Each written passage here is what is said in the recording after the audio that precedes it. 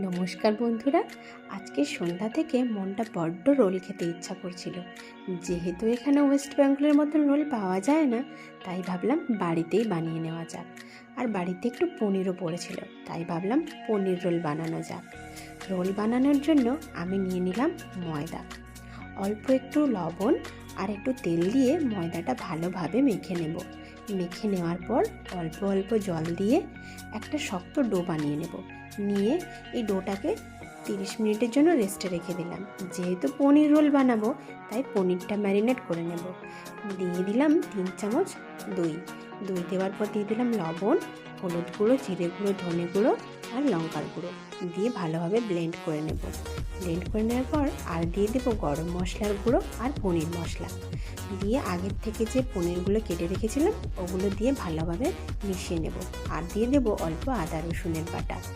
তেল গরম হয়ে গেলে ম্যারিনেট করা পনিরটা দিয়ে দিলাম।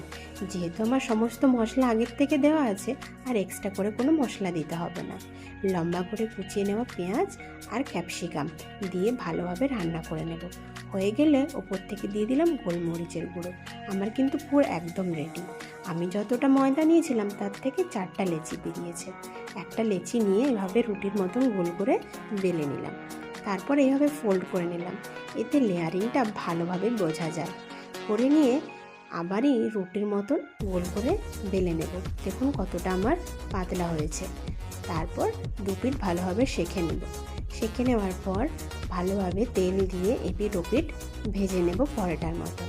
পরোটা ভাজা হয়ে গেলে একটা পরোটা নিয়ে নিলাম, আর ওপর থেকে দিয়ে দিলাম আগে থেকে যে পনিরের পুরটা বানিয়ে রেখেছিলাম সেটা।